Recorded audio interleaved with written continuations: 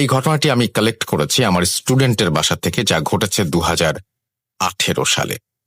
আমার স্টুডেন্টের নাম নুসরাত। ঘটনাটি ওনার নাম অনামিকা।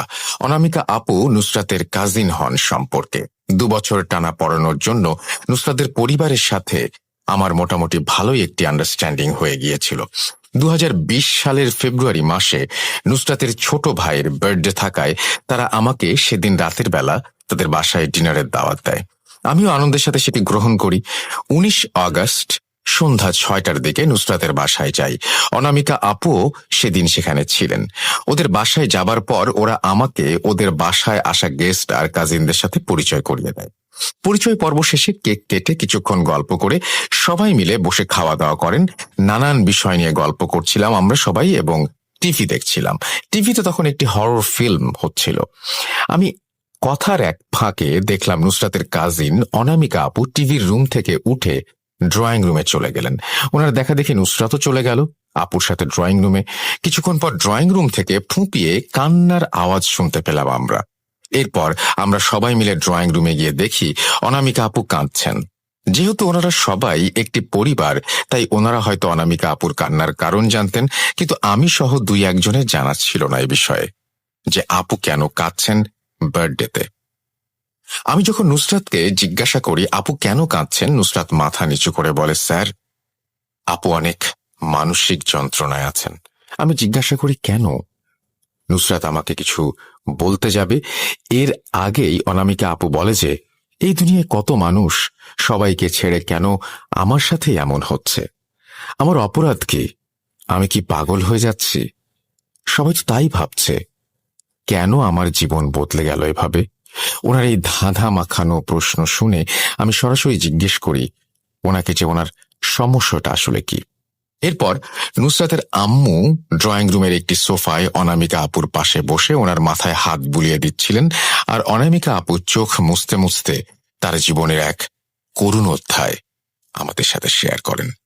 কিন্তু আমি তখন ভূত.com-এর সাথে জড়িত না থাকায় ঘটনাটি আস্তে আস্তে ভুলে যাই। আর সেই টিউশনটিও আমার শেষ হয়ে যায়, কারণ নুসরাত এসএসসি পাশ করে যাবার পর সপরিবারে ঢাকায় চলে যায়, আর তাদের সাথে আমার কখনো যোগাযোগ হয়ে ওঠেনি। কিন্তু রিসেন্টলি ওরা ময়মনসিংহে ওদের কোনো এক রিলেটিভের বাসায় কোরবানি ঈদের মৌসুমে ঘুরতে আসায় আমার সাথে একদিন রাস্তায় তাদের দেখা হয়ে যায়। তখন অনামিকা আপু তাদের সাথে ছিলেন। ওনাকে দেখে আমার ওনার শেয়ার করা ঘটনাটি মনে পড়ে যায়, কিন্তু সম্পূর্ণ ঘটনাটি মনে না থাকায় আমি কথাবার্তা শেষে বিদায় নেবার আগে আপুর কন্ট্যাক্ট নাম্বার নিয়ে আসি, আর 18 আগস্ট রাতের বেলা তাকে মেসেজ করে ঘটনাটি আরও একবার তার কাছে জানতে চাই। উনি আমাকে ফোন করে এরপর ঘটনাটি আবার শেয়ার করেন। ওনার সাথে ফোনে আমার প্রায় 2 ঘন্টা কথা হয়। ঘটনাটি আবার শুনে আমি আসলে এর কোনো কুল কিনারা খুঁজে পাইনি, কিন্তু শ্রোতা বন্ধুরা যদি খুঁজে পান কোনো কুল কিনারা দয়া করে জানাবেন। যাই হোক, রাসেল ভাই, অনেক কথা বলে ফেলেছি, কথা না বাড়িয়ে ঘটনায় যাচ্ছি। ঘটনাটি আপু যেভাবে বলেছিলেন সেভাবেই বলার চেষ্টা করছি। অনিচ্ছাকৃত ভুল ত্রুটির জন্য সবার কাছে ক্ষমা চেয়ে নিচ্ছি।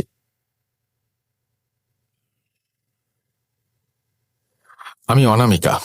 আমি পেশায় একজন হাই স্কুলের শিক্ষিকা ছিলাম। কেন বললাম? শুনতে থাকুন, জেনে যাবেন। 2015 সালের জানুয়ারি মাসে আমার বিয়ে হয় একজন বিজনেসম্যানের সাথে। অ্যারেঞ্জ ম্যারেজ হলেও আমার হাজবেন্ড আমাকে কখনোই বুঝতে দেননি আমাদের বিয়েটা আসলে লাভ ম্যারেজ ছিল না। আমার হাজবেন্ড আমাকে প্রচন্ড রকমের ভালোবাসেন আর শ্রদ্ধা করেন। ওনার নাম সাদিক। আমার হাজবেন্ডের পরিবারে তার মা, বাবা, ভাই, বোন, ভাবি আর ছোট বোন লিনা। বাবার বিজনেস থাকার পরেও নিজে কিছু করার আকাঙ্ক্ষায় সাদিক নিজেই একটি ইলেকট্রিক ব্যবসা শুরু করে। আমার শ্বশুর শাশুড়ির ব্যবহার আমার প্রতি আমার নিজের মা বাবার মতোই ছিল। ওনারা আমাকে এক মুহূর্তের জন্য বুঝতে দিতেন না আমি ওনাদের ছেলের স্ত্রী। আমার মনে হতো যেন আমি এই পরিবারেরই একজন মেয়ে। আমার চাকরি করা নিয়েও ওনাদের কোনো আপত্তি ছিল না। ওনারা আমার প্রতি যথেষ্ট সদয় আর সাপোর্টিভ ছিলেন। এমনকি আমার ননদ লিনাও আমাকে চাকরি করার জন্য অনেকভাবে উদ্বুদ্ধ করত আর যথেষ্ট সাহায্য করত। 2017 সালের দিকে আমার ঘরে একটি পুত্র সন্তান দান করে আল্লাহ আমাদের জীবনে রহমত বর্ষণ করেন আর আমাদের জীবন খুশিতে ভরিয়ে দেন। আমরা আমার ছেলের নাম রাখি সামিন। সবকিছু ছিল একেবারেই পারফেক্ট, আমার কল্পনার থেকেও সুন্দর। কিন্তু এই সুন্দর সময় আর এত ভালোবাসার ওপর কারো যেন নজর লেগে যায় একদিন আমার স্কুলে যাবার পথে। আসলে কারো নজর লেগেছে, নাকি আমার মনের ভুল, নাকি আমার মানসিক অসুস্থতা, আমি আজও জানি না। 2018 সাল। আমার ছেলের বয়স তখন 1 বছরের বেশি। আমার শাশুড়ির কাছে ওকে রেখে আমি স্কুলে যাওয়া আসা করতাম। এই স্কুলের চাকরিটি আমার প্রয়োজন ছিল না, বরং এটি আমার জন্য একটি শখ বা ভালো লাগার বিষয় ছিল। একদিন স্কুলে যাবার পথে রাস্তায় আমার মাথার ওপর কোথা থেকে যেন কি একটা পড়ে যায়। জিনিসটা মাটিতে পড়ে আমার কাছ থেকে 6-7 কদম দূরে চলে যায়। আমি একটু এগিয়ে গিয়ে দেখি বাঁশের তৈরি খুব সুন্দর আর চারপাশে ছোট ছোট আয়না দেয়া একটি বাটি পড়ে আছে আমার সামনে। এটা কোথা থেকে পড়লো ভেবে আমি উপরের দিকে তাকাই, কিন্তু আশেপাশে কোনো বসত বাড়ি দেখতে পাই না। আমার মাথার উপরে গাছপালা ছাড়া আর কিছুই ছিল না। আমি নিচের দিকে তাকিয়ে সেই বাটিটা তুলে হাতে নেই। মাটিটা বাঁশের তৈরি হলেও রঙিন সুতা দিয়ে খুব ছোট ছোট বোতামের মতো আয়না বসানো ছিল তাতে। আমি ভাবতে থাকি আশেপাশে কোনো বাসা নেই, তাহলে বাটিটা এলো কোথা থেকে। কিন্তু বাটিটা আমার এতই পছন্দ হয়েছিল যে আর 7-5 না ভেবে সেটা আমি আমার ভ্যানিটি ব্যাগের ভেতরে নিয়ে স্কুলের পথ ধরে চলতে থাকি। যথারীতি স্কুলে প্রবেশ করে ক্লাসগুলো কমপ্লিট করে আমি দুপুরের দিকে শিফট শেষ করে বাড়ির দিকে রওনা হই। প্রচন্ড রোদ থাকায় আমি সেদিন আর হেঁটে যাইনি। রিক্সা ডাক দিয়ে ভাড়া ঠিক করে রিক্সায় উঠে বসে পড়ি। 5 থেকে 7 মিনিট পর রিক্সা আমার বাসার সামনে চলে এলে আমি ভাড়া দিতে গিয়ে ভ্যানিটি ব্যাগের চেইন খুলে টাকা বের করতে গিয়ে খেয়াল করলাম সেই বাটিটি আমার ব্যাগে নেই। বলে রাখা ভালো যে ব্যাগটি সবসময় আমার কাছেই ছিল আর এই চেইন ছিল অলওয়েজ লকড। সো কোনোভাবে সেই বাটি হারাবার প্রশ্নই ওঠে না। আর আমি যথেষ্ট সচেতন একজন মানুষ, একটা টাকাও আমার ব্যাগ থেকে এদিক সেদিক হয় না। তাহলে বাটি কিভাবে হারিয়ে গেল? নিজেকে প্রশ্ন করতে করতে আমি বাসায় ফিরে গোসল করতে চলে যাই। মাথার উপরে ঝর্ণাটা ছেড়ে দিয়ে গোসল করছিলাম চোখ বন্ধ করে। চোখ খুলতেই দেখি যে আমার মাথা দিয়ে লাল পানি গড়িয়ে পড়ছে। রক্ত ছিল না সেটা আমি নিশ্চিত, কারণ রক্তের রং এত পাতলা হয় না। আমি এই দেখে আমার মাথায় হাত দিয়ে বোঝার চেষ্টা করি কোথাও কেটেছে কিনা, যেহেতু মাথায় বাটি পড়ে গিয়েছিল। কিন্তু আমি খুঁজে কোনো আঘাতের নিশানা পাই না। আমি ভাবতে লাগলাম এই ঝর্ণার নিচে আমি রোজ গোসল করি, কোনোদিন কিছুই সমস্যা পেলাম না, তবে আজ কি হলো? পানির ট্যাঙ্কের সমস্যা ভেবে বাড়িওয়ালার সাথে ফোনে এই বিষয়ে আমার শ্বশুরকে কথা বলতে বলি। আমার শ্বশুর আমার কথা শুনে আমাকে বলেন, দেখো মা অনামিকা, আমরা সবাই গোসল করেছি আর তোমার বাথরুমটাও দেখে আসলাম, এমন কিচ্ছু নেই। খুব চড়া রোদে বাইরে থেকে এসেছো, তাই হয়তো এমন দেখেছো। ও কিছু না। আমার শ্বশুরের মুখে এই কথা শুনে আমি কোনো কথা না বাড়িয়ে ছেলের কাছে চলে যাই। ছেলের সাথে কিছুক্ষণ খেলা করে ওকে খাইয়ে ঘুম পাড়িয়ে দোলনায় রেখে দেই। এরপর আমি নিজের খাওয়া দাওয়া শেষ করি। বিকেলে সাদিক চলে আসে আর খাওয়া দাওয়া করে বেশ কিছুক্ষণ বিশ্রাম নিয়ে সে আবার বেরিয়ে পড়ে তার ব্যবসার কাজে। এরপর হাতে একটি দইয়ের বাটি নিয়ে রুমে চলে আসি। বাটিটি টেবিলে রেখে আমি আগামীকালের স্কুলের ক্লাস টেস্টের প্রশ্ন করবার জন্য ভ্যানিটি ব্যাগ খুলে যেই কলম বের করতে গেলাম, দেখলাম সেই বাটিটি আমার ব্যাগেই আছে। আশ্চর্য, রিক্সা ভাড়া দেবার সময় ছিল না, আর এখন কিভাবে আসলো? ভাবতে ভাবতে আমি বাটিটি আমার টেবিলের একপাশে রেখে পরীক্ষার প্রশ্ন করতে বসি। আমি প্রশ্ন করতে করতে হঠাৎ তন্দ্রাচ্ছন্ন হয়ে টেবিলেই মাথা রেখে ঘুমিয়ে পড়ি। ঘুমের মাঝে আমি একটি স্বপ্ন দেখতে পাই, যা ছিল কিছুটা এমন। আমি দেখলাম একটি কালো শাড়ি পরা মহিলার অবয়ব, যার মাথার মাঝে খুব বড় করে কুমকুম দেয়া ছিল, আর সে ওই বাঁশের বাটিটা হাতে নিয়ে সেটা আমার দিকে বাড়িয়ে দিয়ে আমাকে বলছে, দে দে, তোর বাচ্চাটা আমাকে দে, কতদিন বাচ্চার ছোঁয়া পাই না, দে দে। এই বলে সে কাঁদতে শুরু করে দেয়। আমি তাকে বলি, কে তুমি? আমার বাচ্চা আমি তোমাকে কেন দেব?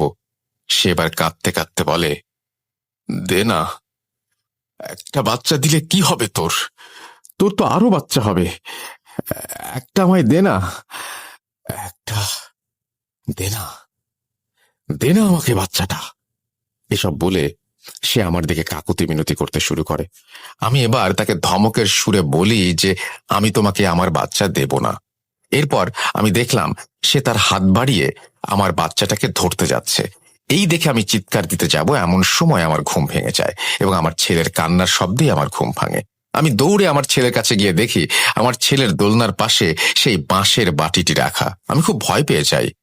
এরপর আমি আমার শাশুড়ির ঘরে গিয়ে আজকের সব ঘটনা খুলে বলি আর বাথরুমের ঝর্ণায় আসা লাল পানির কথাও বলি। তখন আমার শাশুড়ির পাশে বসে থাকা আমার ননদ আমাকে যা বলে তা আমি আসলে মানতে পারছিলাম না। সে আমাকে বলে, ভাবি, কি বলছো তুমি? কিসের বাঁশের বাটির কথা বলছো? তুমি তো খাবার শেষ করে কাঁচের বাটিতে করে দই নিয়ে গেলা। এরপর আমি দেখলাম তুমি সেই দই সামিনের মুখের কাছে নিয়ে গেলা। এরপর বাটিটা তুমি সেখানেই রেখে এসেছো। বিশ্বাস না হলে চলো গিয়ে দেখবে। এরপর আমি লীনা আর শাশুড়ি ঘরে এসে দেখি সামিন তার দোলনায় ঘুমাচ্ছে আর ওর পাশে রাখা বাটিটা আসলে একটি কাঁচের বাটি।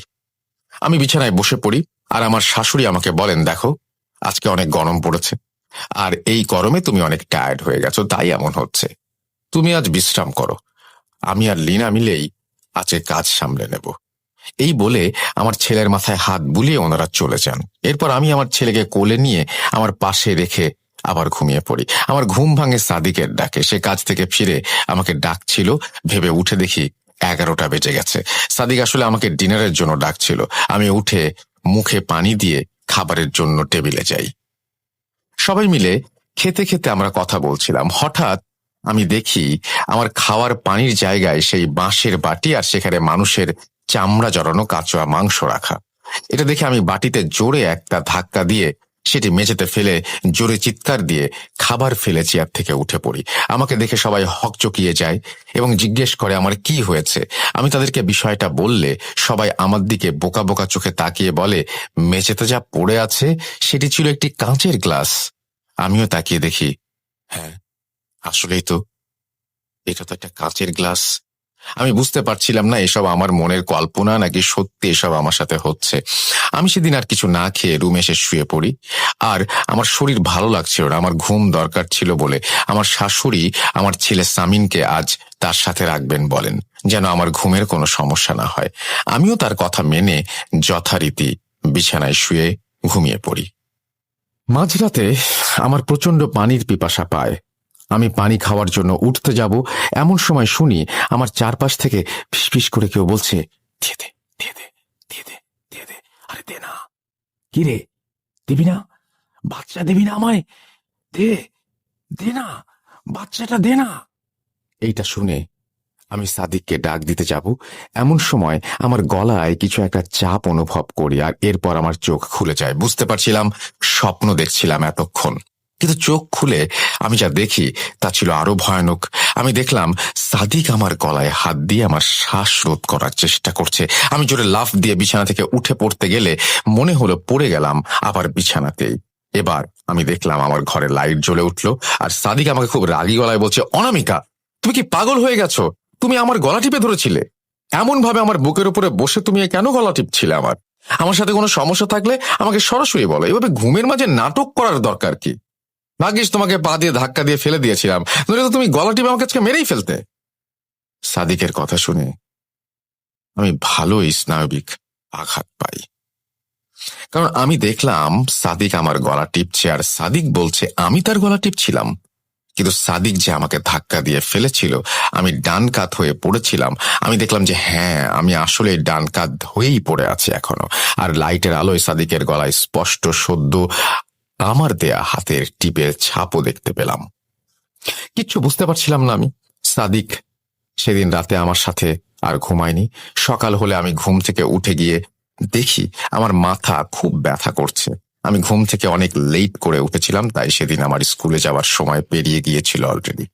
ঘুম থেকে উঠে আমি ফ্রেশ হয়ে আমার ছেলে সামিনের কাছে যাই আর ওকে নিয়ে খেলা করতে শুরু করি।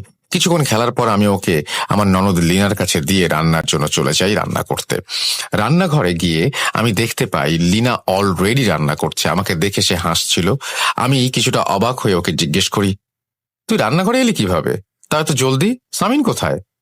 ও আমাকে বলে ও নাকি অনেকক্ষণ ধরেই রান্নাঘরে ছিল। লিনার এই কথা শুনে আমি দৌড়ে আমার ঘরে গিয়ে দেখি আমার শাশুড়ি আর লিনা দুজন মিলে সামিনের সাথে খেলছে। আমি লীনাকে ধমকে সুরে বলি, তুই আবার রান্নাঘর থেকে এখানে এলি কিভাবে? আমার কথা শুনে আমার শাশুড়ি আমার দিকে অবাক হয়ে তাকিয়ে বলেন, লীনা তো অনেকক্ষণ ধরে এখানে, তুমি তো সামিনকে লীনার কাছে দিয়ে রান্নাঘরে গেলে। এই কথা শুনে আমি আমার ছেলেকে লীনার কাছ থেকে আমার কোলে নিয়ে রান্নাঘরে গিয়ে দেখি রান্নাঘর ফাঁকা। আমার পেছন পেছন আমার শাশুড়ি আর লীনা চলে আসে আর আমাকে জিজ্ঞেস করে কি হয়েছে আমার। আমি তখন আমার শাশুড়িকে সবটা খুলে বলি। তখন উনি চেহারায় একটা কালো ছাপ এনে বলেন, আমি বুঝতে পারছি না এমন কেন করছো তুমি কাল থেকে। কাল রাতে তুমি নাকি সাদিকের গলা টিপে ধরেছিলে। কি হয়েছে মা তোমার? ওনার প্রশ্ন শুনে আমি ওনাকে বলতে চেয়েছিলাম যে না মা, আমি নই, সাদিক আমার গলা টিপে ধরেছিল, কিন্তু বলতে পারিনি কথাটা। এরপর আমার শাশুড়ির ঘটনাগুলো আমার শ্বশুরকে জানালো। উনি বলেন আমাকে ভালো ডাক্তার দেখাবেন। যথারীতি সেদিন সাদিক বাসায় এলে তাকে সব জানিয়ে আমাকে ডাক্তার দেখানোর কথা বলা হয়। আমি সাদিককে আমার মানসিক অবস্থা বললে সে সবটা বুঝতে পারে। বেচারা আমার জন্য নিজেও কষ্ট পাচ্ছিল, কিন্তু সে বুঝতে দিচ্ছিল না কিছুই। এর পর দিন সকালে ডাক্তারের কাছে যাব বলে আমরা রাতের বেলা ঘুমিয়ে যাই। ঘুমের মাঝে এবার আমি স্বপ্ন দেখি যে আমি, আমার ছেলে আর সাদিক তিনজন আমাদের গ্রামের বাড়ি এসেছি। সেই গ্রামের বাড়িগুলি ছিল মাটির, আর তিনজন উঠোনে দাঁড়িয়ে গল্প করছিলাম। হঠাৎ দূর থেকে মানুষের আকৃতির কিছু একটা হাতে কি যেন একটা নিয়ে হেঁটে আসছিল। একটু কাছে আসতে যা দেখলাম সেটা দেখে যে কারো গায়ের লোম দাঁড়িয়ে যাবে আর শিরদাঁড়া ঠান্ডা হয়ে যাবে। আমি দেখলাম দূর থেকে যে আসছিল সে একজন মানুষ, কিন্তু তার শরীরে কোনো চামড়া নেই, মানে চামড়া ছেলা একজন মানুষ। আর তার হাতে ছিল একটা ছুরি, আর তার চোখের কোঠুরিতে ছিল মাংস দিয়ে ভরাট করা।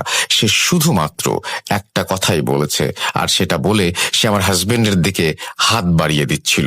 সে যা বলছিল তার মানে আমি আজও জানি না। সে বলছিল, ইতিংহাস, ইতিংহাস, ইতিংহাস। এই বলে সে হাত বাড়িয়ে বাচ্চা চাচ্ছিল আমার হাজবেন্ডের দিকে। আমার হাজবেন্ড আমার বাচ্চাকে নিজের পেছনে লুকিয়ে না বোধক ইশারায় মাথা নাড়লে সে জিনিসটি আবারও কিছু উদ্ভট শব্দ উচ্চারণ করে। এরপর আমার ঘুম ভাঙলো একটা ফিসফিস শব্দে, যা আমাকে বলছিল, দিলি না, দিলি না। এই শুনে আমি চিৎকার দিয়ে ঘুম থেকে উঠে সাদিক লাইট জ্বালিয়ে জিজ্ঞেস করলো কি হয়েছে। আমি এবার ওকে কিছু বলার আগে দেখলাম ওর মুখে ভয়ের ছাপ। আমি পাল্টা প্রশ্ন করে বসলাম, কি হয়েছে? ও আমাকে যেটি বলল সেটি শোনার আমি আশাও করিনি। সে আমাকে বলল সে নাকি স্বপ্ন দেখেছে একজন চামড়া ছাড়া মানুষ নাকি সামিনকে নিয়ে যেতে চাচ্ছিল। এরপর সাদিক আমাকে বলল, অনামিকা, কাল থেকে বাচ্চা নিয়ে এত ভয় দেখিয়েছ যে আমি এখন ভয়ে উল্টাপাল্টা দেখছি। এরপর ওই কথা শুনে আমি ওকে বলতে পারিনি যে আমিও সেম স্বপ্ন দেখেছি। অনেক কষ্টে সেই রাত পার করে সকালবেলা ঘুম থেকে উঠে সামিনকে খাইয়ে সাদিকের সাথে চলে যাই একজন সাইকিয়াট্রিস্টের কাছে। আমাকে দেখে ডাক্তার মহিলা প্রথমেই আমার সমস্যা জিজ্ঞেস করলে আমার ঘুম কম হচ্ছে কিনা জানতে চাইলেন। আমি হ্যাঁ বোধক বলাই উনি আমাকে জিজ্ঞেস করলেন কেন ঘুম কম হচ্ছে আমার। আমি উনাকে সব খুলে বলি আর উনি আমাকে কিছু টেস্ট দেন। বলেন টেস্টের রেজাল্ট দেখে উনি জানাবেন কি সমস্যা। এর পর দিন তেমন কিছু হয়নি। সেদিনের পরে দুপুরে ডাক্তারের কাছে গেলে উনি টেস্ট রেজাল্ট দেখে বলেন টেস্ট মোতাবেক আমি সুস্থ এবং আমার স্ট্রেস লেভেলও কম এবং আমি মানসিকভাবে ফিট। হয়তো প্রথম সন্তান, তাই তাকে হারানোর ভয় থেকে আমি এসব ভাবছিলাম, আর এসব ভাবনাই কল্পনা হয়ে আমার ঘুমে ধরা দিচ্ছিল। এসব বলে উনি আমাকে কিছু মেডিসিন দিয়ে বাড়িতে চলে যেতে বলেন, কিছুদিন বিশ্রামে থাকতে বলেন। সেদিন বাসায় ফেরার পর আমি অনেক বদলে যাই। আমি সারাদিন রাত ঘুমাতাম আর ঘুমাতাম। আমার নিজের ছেলের কোনো খোঁজ থাকতো না। আমি অসুস্থ ভেবে আমার শ্বশুর শাশুড়ি বা বাড়ির কেউ আমাকে কিছু বলেনি। একদিন রাতে ঘুমাবার সময় আমার মনে হয় যে আমার মুখের ওপর কারো গরম নিঃশ্বাস পড়ছে। চোখ খুলে দেখি স্বপ্নে দেখা সেই চামড়া ছাড়ানো মানুষটা আমার মুখের ওপর তার দম ফেলছে। হঠাৎ সে আমার গলা টিপে ধরতেই আমি ঘুমের মাঝে আয়াতুল কুরসি পড়তে শুরু করি। কিছুক্ষণ পর আমার ঘুম ভাঙলো। ঘুম থেকে উঠে আমি দেখলাম আমার সামনে সেই বাঁশের বাটিতে রাখা আমার সব থেকে প্রিয় মুরগির মাংস রান্না করে রাখা। সেই তরকারির সুঘ্রাণে আমি যেন সম্মোহিত হয়ে গিয়েছিলাম। আমি মাংসের বাটি হাতে নিয়ে এক টুকরো মাংস মুখে দিয়ে কামড় দিতেই এক ঝটকা খেয়ে বিছানা থেকে পড়ে যাই আর একটা চিৎকার শুনতে পাই। বিছানায় পড়ে গিয়ে আমার পিঠে ব্যথা পেয়েছিলাম, তাই ব্যথায় গোঙাচ্ছিলাম। এমন সময় আমার ঘরে লাইট জ্বলে ওঠে আর সাদিক আমাকে বিছানায় তুলে ধরে আমার গালে একটা চর বসিয়ে দিয়ে বলে, কি চাও তুমি? আমার পায়ে কামড়াচ্ছিলে কেন? কামড়ে দেখো রক্ত বের করে দিয়েছো, তোমার কি সমস্যা? সাদিকের কথা শুনে আমি সাদিকের পায়ের দিকে তাকিয়ে দেখি আসলেই আমি ওর পায়ে কামড় দিয়ে অনেকটা অংশের মাংস উঠিয়ে ফেলেছিলাম। সাদিক আমার শাশুড়ির ঘরে চলে যায় সবকিছু বলার জন্য আর পায়ে ব্যান্ডেজ করে আনার জন্য। আমি আমার বিছানায় বসে অনবরত কেঁদেই চলেছিলাম। 30-40 মিনিট পরে আমার শ্বশুর শাশুড়ি আর লিনা আমার ঘরে আসে সাদিকের সাথে, আর আমাকে জিজ্ঞেস করে কি হয়েছে, আমি কেন সাদিকের পায়ে কামড় বসিয়েছি। ওনাদের সবকিছু খুলে বললে শ্বশুর তাচ্ছিল্যের স্বরে বলে, তুমি একজন শিক্ষিত মেয়ে হয়ে এসব কি বলছো? মাথা ঠিক আছে তোমার? এই বলে উনি রুম ত্যাগ করেন। আমার শাশুড়ি আমার কাছে আসেন, বসেন। উনি আমাকে বলেন কাল সকালে উনি বাসায় মসজিদের ইমাম সাহেবকে দাওয়াত দেবেন, সব ঠিক হয়ে যাবে, আর আমি যেন চিন্তা না করি। এই বলে উনি রুম থেকে বের হয়ে যান লিনাকে নিয়ে। সেদিন রাতে আমি অনেক ঘুমানোর চেষ্টা করেও ঘুমাতে পারিনি। যথারীতি সকাল হলো। ফজরের নামাজ পড়ে অপেক্ষা করতে লাগলাম কখন আমার শাশুড়ি আসবেন আর কখনই বা হুজুর আসবেন। মন টিকছিল না আমার নিজের রুমে, তাই বারান্দায় গিয়ে বসেছিলাম। বারান্দায় বসে থাকতে থাকতে সারা রাত না ঘুম হবার কারণে চেয়ারে হেলান দিয়ে ঘুমিয়ে পড়লাম। এবার আমি ঘুমে কোনো স্বপ্ন দেখিনি। আমার ঘুম ভাঙলো দুপুরের দিকে আমার শাশুড়ির ডাকে। উনি আমাকে লাঞ্চ করার জন্য খেতে ডাকছিলেন। আমি উঠে ফ্রেশ হয়ে বাথরুমের দিকে চলে গেলাম, মুখে পানির ছিটা দিচ্ছিলাম। এমন সময় কানের কাছে মৃদু ফিসফিসিয়ে কেউ আওয়াজ এলো, ওকে আসতে বারণ কর, ওকে আসতে বারণ কর, কিছুই করতে পারবে না, আমাকে বাচ্চা দে, তোর বাচ্চা আমাকে দে, ও তোর বাচ্চাকে বাঁচাতে পারবে না, কি দিবি না? আমি এবার চিল্লাইনি বা কোনো প্রকার প্যানিকও করিনি। আমি বিষয়টি পাত্তা না দিয়ে তাকে উত্তর দিলাম, জাহান্নামে যাও। এই বলে আমি বাথরুম থেকে বের হয়ে খাবার টেবিলে এসে বসলাম, আর দেখি লিনা কেমন যেন রাগ হয়ে বসে আছে। আমাকে জিজ্ঞেস করলাম, কিরে মহারানী, গাল ফুলিয়ে রাখছিস কেন? ও আমাকে বলল আমি যেন ন্যাকামি না করি ওর সাথে এবং কথা না বলি। কি হয়েছে জিজ্ঞেস করতে যাব, তখনই ও বলে বসে যে খাবার খেতে আসতে দেরি করায় সে আমাকে খুঁজছিল যে আমি কোথায়। খুঁজতে খুঁজতে আমার বাথরুমের দরজা খোলা পেয়ে সে আমাকে খাবারের জন্য ডাকছিল কয়েকবার। আমি নাকি বাথরুমের আয়নার দিকে তাকিয়ে তাকে বলেছি, জাহান্নামে যাও বলে মুখে পানি দিতে থাকি। আমি লিনার কাছ থেকে এসব শুনে নিজেকে কন্ট্রোল করতে পারছিলাম না। আমার নিজের ভাবনা শক্তি আর আমার নিজের সত্তা যেন আমি হারাচ্ছিলাম ধীরে ধীরে।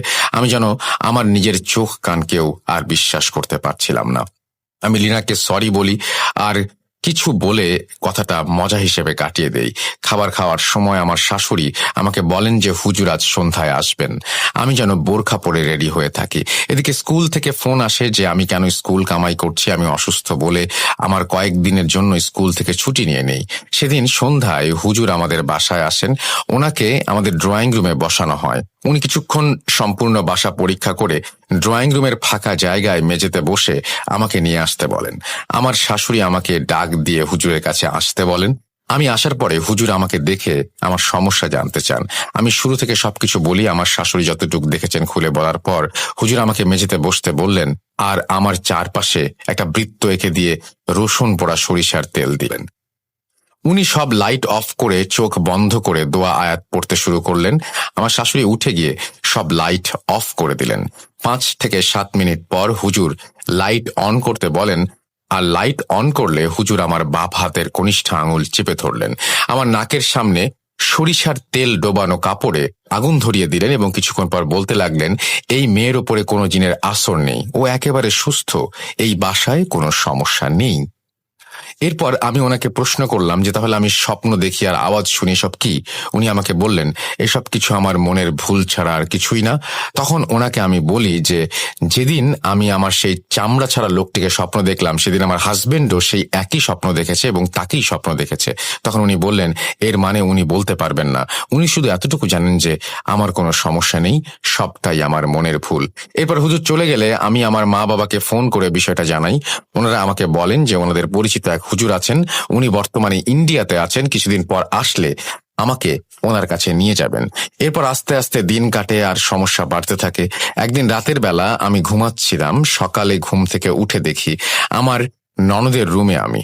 আমি ওখানে কেন জিজ্ঞেস করলে সবাই আমাকে যা বলেন তা আমার বোধ শক্তির বাইরে ছিল। ওনারা বলেন যে রাতের বেলা সাদিক পানি খেতে উঠে আমাকে বিছানায় না পেয়ে কিছুক্ষণ ডাকার পর রুমের দরজা খোলা দেখে ভেবেছে আমি হয়তো ড্রয়িং রুমে পানি আনতে গেছি। ও কিছুক্ষণ অপেক্ষা করতে থাকে আর হঠাৎ আমার ননদের চিৎকার শুনে ড্রয়িং রুমে এসে দেখে আমি পড়ে আছি আর আমার হাতে মুখে ফ্রিজ থেকে বের করা কাঁচা মাংস, অর্থাৎ আমি কাঁচা মাংস খাচ্ছিলাম। আমার ননদের ভাষ্যমতে বরফ জমা মাংস আমি কটকট শব্দ করে চিবিয়ে খাচ্ছিলাম। আর তার দিকে আমার চোখ পড়তে আমি নাকি ওকে বলি, ও দেয় না, তুই দে। এই বলে আমি নাকি খুব করুণ সুরে ভয়ঙ্কর শব্দে কাঁদছিলাম। আর সাদিক আমাকে ধরে ধাক্কা দিয়ে জিজ্ঞেস করছিল যে আমি অমন করছি কেন, কিন্তু কিছুই না বলে আমি নাকি জ্ঞান হারিয়েছিলাম। এসব শুনে আমি আর কিছু না ভেবে সিদ্ধান্ত নেই যে করেই হোক আমার শ্বশুর বাড়ির কাউকে এসব দেখতে দিতে পারবো না। সেদিন ব্যাগ আর নিজের জিনিসপত্র গুছিয়ে আমি আমার বাবার বাসায় চলে যাই। আমার বাবার বাড়ি গিয়ে আমি সব ঘটনা তাদেরকে জানাই, এও জানাই যে এবার যা হবে এখানেই হবে। বলে রাখা ভালো, আমি আমার দুধের সন্তানটাকেও শ্বশুর বাড়ি রেখে এসেছিলাম, কারণ আমি যে সকল কর্মকাণ্ড করছিলাম সেগুলোর মাঝে আমি আমার হাজবেন্ডের ক্ষতি করেছি, তাই কোনোদিন যদি আমার বাচ্চার কোনো ক্ষতি করে বসি এই ভেবে ওকে নিয়ে আসেনি। একবার ভাবুন, একটা মা কতটা কষ্ট পেলে, কতটা হেল্পলেস হলে নিজের দুধের বাচ্চাটাকেও এইভাবে রেখে আসতে পারে।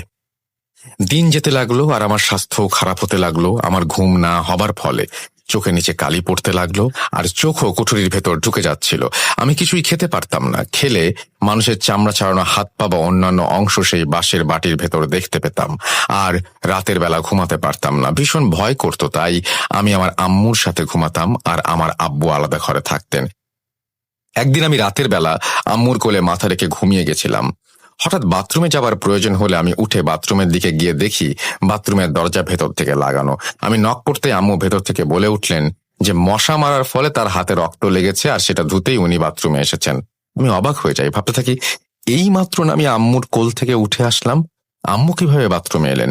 এই ভেবে আমি রুমে গিয়ে দেখি আম্মু বিছানায় বসে আছেন আর আমাকে দেখে বলছেন, কিরে বাথরুমে গিয়েছিলি, আয় শো, ঘুম পাড়িয়ে দিই তোকে।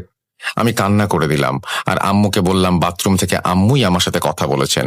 আমার কথা শুনে আমার আম্মু আমার সাথে বাথরুমে যান এবং আমি যা দেখতে পাই তা দেখবো বলে কোনোদিন ভাবিনি। আমি দেখলাম আমার আম্মু বাথরুমে কোথা থেকে যেন মাকড়সা ধরে এনে খাচ্ছে আর খাওয়ার পর বাথরুমের মেঝেতে পড়ে থাকা পানি চুমুক দিয়ে দিয়ে খাচ্ছেন।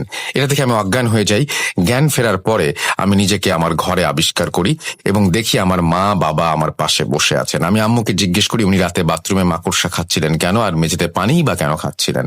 আমার কথা শুনে আম্মু আকাশ থেকে পড়েন এবং কাঁদতে কাঁদতে আমাকে বলেন যে রাতে যখন আম্মুর কোল থেকে উঠে বাথরুমের দিকে গেলাম তখন আম্মু আমার জন্য অপেক্ষা করতে লাগলেন আর আমার অনেকটা দেরি দেখে উনি বাথরুমের দরজা নক করতেই দেখেন যে বাথরুমের দরজার ভেতর থেকে খোলা আর উনি ভেতরে তাকিয়ে দেখেন আমি মাকড়সা ধরে খাচ্ছি আর মেঝে থেকে পানি চুমুক দিয়ে খাচ্ছিলাম। ওনাদিকে আমার চোখ পড়তেই আমি ওনাকে বলি, তোর মেয়ে তো আমাকে বাচ্চা দেয় না রে, তুই দিবি, দে না। এসব শুনে আমি আর নিজেকে কোনোভাবেই ঠিক রাখতে পারছিলাম না। বিছানা ছেড়ে আমি ফ্রেশ হয়ে রেডি হয়ে আবার একজন সাইকিয়াট্রিস্টের কাছে যাই আর ওনাকে সব খুলে বলি। উনিও কিছু টেস্ট দেন আর টানা 7 দিনের একটা সেশন করতে বলেন ওনার সাথে, আর কিছু ওষুধ লিখে দেন। ওষুধ কিনে ফার্মেসি থেকে বের হতে না হতেই আমার ফোনে কল আসে আর আমি জানতে পারি বিনা নোটিসে স্কুল মিস দেওয়ার কারণে আমার স্কুলের চাকরিটা চলে গেছে। খুব মনের যন্ত্রণায় বাসায় ফিরে আম্মুকে জড়িয়ে ধরে আমি বাচ্চাদের মতো কাঁদতে থাকি আর আম্মুকে বলি আমার চাকরিটা আর নেই। এদিকে আমার সমস্যা আসলে কি সেটা জানার জন্য আমি নিজেও মরিয়া হয়ে উঠেছিলাম। তাই 7 দিন ডাক্তারের সাথে সেশন করার পর সব রিপোর্ট দেখে ডাক্তার আমাকে বললেন আমি সুস্থ, কিন্তু শুধু একটু ডিপ্রেশন আর স্ট্রেসে আছি।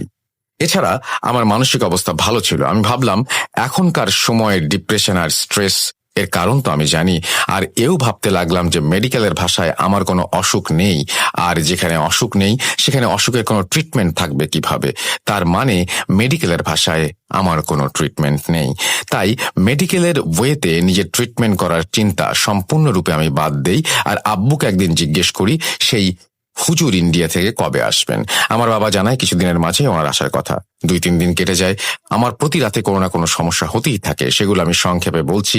ডাক্তার দেখিয়ে ফেরার রাতে আমি স্বপ্নে দেখি যে একটা সেই কালো শাড়ি পরা মহিলা আমার দিকে তাকিয়ে কাঁদছে এবং আমার কাছে বাচ্চা চাইছে, এবং সে ক্রমাগত চাচ্ছিল, এবং আমি তাকে না করলে সে আমার হাতে কামড় বসিয়ে দেয়, এবং আমি চিৎকার করে উঠে আম্মুকে জড়িয়ে ধরি, আর আম্মু আমার দিকে তাকিয়ে কেমন যেন অন্যরকম কণ্ঠে বলেন, কি হয়েছে সোনামণি আমার, বাচ্চা দিবি না?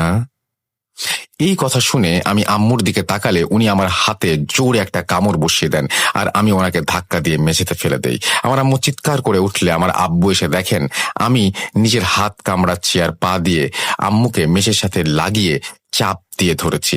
আসলে আম্মু নয়, আমি আমার হাত কামড়ে রক্তাক্ত করেছিলাম। আমার আব্বু আমাকে সজোরে একটা চড় দিলে আমার হুঁশ ফেরে এবং আম্মুকে বিছানায় তুলে নেই আমরা। আর আমার জন্য আমার আম্মুর কোমরের হাড়ে চিড় ধরে যায় সেদিন থেকে। নিজেকে বড় অপরাধী লাগছিল। এরপর একা একা রুমে থাকতে শুরু করলাম। রাতের বেলা দড়ি দিয়ে নিজের খাট পালঙ্কের সাথে বেঁধে রাখতাম, যেন বাসার কোনো কারো ক্ষতি করতে না পারি। যতক্ষণ ভালো থাকতাম নিজে ছেলের কথা ভাবতাম, আর একটু পর পর শাশুড়িকে ফোন করে ছেলের খোঁজ নিতাম। কিছুদিন পর সেই হুজুর ইন্ডিয়া থেকে ফেরত এলে ওনার কাছে আব্বু আমাকে নিয়ে যায় এবং সব ঘটনা খুলে বলেন। কিন্তু এর আগেও আমাকে যে হুজুরের কাছে নেওয়া হয়েছে সেটা জানাননি এবারের হুজুরকে উনি। সব শুনে হুজুর এশার নামাজের পর আসবেন বলে জানান। যথারীতি এশার নামাজের পর হুজুর আমাদের বাসায় আসেন, আর শুরুতেই আমার সাথে কথা বলবেন বলে জানান। আমার আব্বু আমাকে ডাক দেন, আর আমি হুজুরের সামনে এসে ওনাকে শুরু থেকে শেষ পর্যন্ত সবকিছু জানালে হুজুর একটা কাগজে আমার নাম লিখে কিছু একটা পড়ে ফু দেন, আর আমাকে একটা আয়াত শিখিয়ে দেন, আর বলেন আমি যেন সেটা পড়ে ওই কাগজে ফু দেই। ওনার কথা মতো আমি কাজ করলাম, আর হুজুর আমার আব্বুকে বললেন একটু পর আমাদের দরজায় নক হবে, আর আমার আব্বু দরজা খুলে দরজার সামনে যাকে দেখবেন তাকে যেন সালাম দেই এবং এই কাগজটা দিয়ে জিজ্ঞেস করি যে কাগজে যার নাম লেখা সেই মানুষের সমস্যা কোথায়। হুজুরের কথা শেষ হতে না হতেই দরজায় কড়া আওয়াজ আসলো, আর আমার আব্বু দরজা খুলে দেখলো সাদা জোব্বা পরা খুব সুদর্শন একজন ভদ্রলোক দাঁড়িয়ে আছেন। আমার আব্বু ওনাকে সালাম দেন এবং ওই ভদ্রলোক সালামের উত্তর গ্রহণ করলে ওনাকে আব্বু কাগজটা দিয়ে জিজ্ঞেস করলেন কাগজে লেখা মানুষের, অর্থাৎ যে নামটি লেখা আছে তার সমস্যাটা কি। উনি আমার আব্বুর কাছে 2 মিনিট সময় চাইলেন, আর কিছুক্ষণ চুপ থেকে বললেন কাগজে যার নাম লেখা উনি আপনার মেয়ে। আপনার মেয়ের কোনো সমস্যা নেই, সে সুস্থ, কিন্তু আমাকে আপনারা সঠিক প্রশ্ন করেন, সমস্যা অন্য জায়গায়। আপনার মেয়েকে আগামী 1 বছর দেখে রাখবেন। এই সামনের 1 বছর ওর জন্য অনেক জরুরি আর ক্ষতিকর। 1 বছর আমাকে ডাকবেন আর সঠিক প্রশ্ন আর সঠিক মানুষের কথা জিজ্ঞেস করবেন, তাহলে সমাধান দিতে পারবো। এই কথা বলে উনি আমার আব্বুকে সালাম দিয়ে চলে যান। আমার আব্বু ফিরে এসে হুজুরকে জানান যে ভদ্রলোক কি বলেছেন এবং কি হয়েছে সেখানে। আব্বুর কথা শুনে হুজুর বলেন তাহলে উনি বিষয়টা দেখবেন, আর 1 বছর খুব সাবধানে পার করতে বললেন আমাদের। আমার হুজুর এও বললেন যে যেহেতু আমার মেয়ে অর্থাৎ আমার কোনো সমস্যা নেই, সেহেতু আমাকে নিয়ে কিছু করারও নেই, কারণ যেখানে কোনো সমস্যা নেই সেখানে সমাধান থাকার প্রশ্নই ওঠে না। এসব বলে হুজুর চলে যান। হুজুরের কথা শুনে আমরা একেবারে হতাশ হয়ে যাই। বিজ্ঞানের মতে, মেডিকেলের ভাষায় আমার কোনো সমস্যা নেই, ধর্মীয় ভাবেও আমার কোনো সমস্যা নেই। তাহলে যার সমস্যা নেই সে কেন ফ্রিজ থেকে কাঁচা মাংস বের করে খাবে, কেনই বা মাকড়সা আর বাথরুমের মেঝের পানি খাবে, কেনই বা সে নিজের মায়ের ক্ষতি করবে, আর কেনই বা সে হাজবেন্ডের পায়ে কামড় বসিয়ে মাংস খুলে নেবে। আবার প্রশ্ন একটাই যে সুস্থ মস্তিষ্কে কি কেউ এসব করতে পারে? এর 3 দিন পর হুজুর আমার আব্বুকে ফোন দিয়ে বলেন যে সমস্যাটা এখনো বোঝা যায়নি, কিন্তু উনি আমাদের একটা কাজ করার কথা বলেন যা কিনা তার কাছে জিনদের মাধ্যমে করার আদেশ পেয়েছেন। উনি আরো আমরা যেন সেই কাজটি করে দেখি। আমার আব্বু জিজ্ঞেস করলেন যে কি কাজ। হুজুর তখন আমাদের বললেন যেন আমরা বাসায় আগামী শুক্রবার বাদ জুম্মা একটি বড় মিলাদ পড়াই আর কোরআন শরীফ খতম দেই। এরপর আব্বু হুজুরের কথা মতো শুক্রবার বাদ জুম্মা মিলাদ পড়িয়ে গরিব মানুষদের খাওয়ান আর কোরআন খতম দেন। মিলাদ শেষ হওয়ার পর আশ্চর্যজনকভাবে আমার সাথে ওই ধরনের কোনো ইনসিডেন্টস আর হয়নি কয়েকদিন। কোনো সমস্যা না হয় আমরা খুব খুশি হই, আর এরপর আরো 7 দিন দেখি যে আমার কিছু হয় না। পরের 7 দিনও কোনো সমস্যা হয় না, ফলে আমি শ্বশুর বাড়ি ফিরে যাই। আমার ছেলে আমার স্বামীকে নিয়ে সংসার করতে থাকে। যেহেতু চাকরি নেই তাই গৃহিণী হয়েই বাসার কাজ করতাম। সমস্যা না হবার ফলে আমি সামিনকে নিয়েই ঘুমোতে গেলাম, কিন্তু এই সমাধান যে বেশি দিনের ছিল না তা বুঝতে পারিনি। আমরা কেন? কেউ বুঝবে না। তবে হাজার কষ্টের পরে একটু খুশি আসলে সেটাও ভয় লাগে যে খুশিটা বেশি দিন থাকবে কিনা। এক রাতে আমার হাজবেন্ড ঘুম থেকে উঠে দেখে যে আমি আর বিছানায় নেই, আমি আর আমার ছেলে বিছানায় নেই। উনি আমাদের সারা বাসা খুঁজতে থাকেন, আর হঠাৎ রান্নাঘর থেকে টুং টাং আওয়াজ আর আমার ছেলের কান্না শুনে আমার হাজবেন্ড রান্নাঘরে এসে দেখেন আমি গ্যাসের চুলা জ্বালিয়ে আমার ছেলের গায়ে তেল মাখাচ্ছি। এটা দেখে আমার হাজবেন্ড জোরে চিৎকার দেয় আর আমার হাত থেকে ছেলেকে জোর করে কেড়ে নেন। এদিকে সাদিকের চিৎকারে বাসার সবাই চলে আসে। সবাই দেখে আমি কাঁদছি আর বলছি, দেনা বাচ্চাটা, কতদিন বাচ্চার স্পর্শ পাই না, দেনা বাচ্চাটা, দেনা। এই কথা বলে আমি জ্ঞান হারাই। আমি জ্ঞান ফিরে দেখি আমি বিছানায় শুয়ে আর আমার বাবা আমার পাশে বসা, সাথে আমার শ্বশুর শাশুড়িও বসা। আমার মা আসেননি, কারণ আমার জন্য উনি শয্যাশায়ী ছিলেন।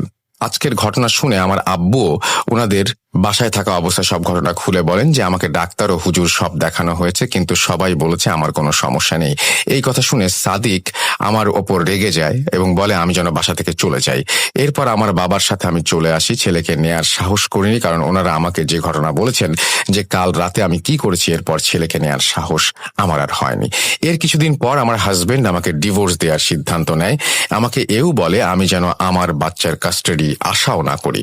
ওনার কথা শুনে আমি কেঁদেছিলাম খুব, কিন্তু ওনার কথাগুলো ভুল নয়। আসলে আমি কিসের ভিত্তিতে আমার বাচ্চার কাস্টাডি আশা করব?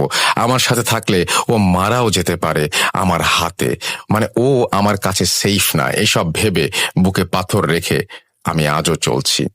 এরপর অনেকের কাছে গিয়েছি, হুজুর, কবিরাজ, ডাক্তার, সাইকিয়াট্রিস্ট, কেউ কিছু বলতে পারেনি। আমার ডিভোর্স হয়ে যাচ্ছে আর আমার বাচ্চাটাকে আমি হারিয়ে ফেলছি। আমার মা আমার জন্য অসুস্থ। আমি আজও এসব সমস্যার সমাধান খুঁজে বেড়াচ্ছি।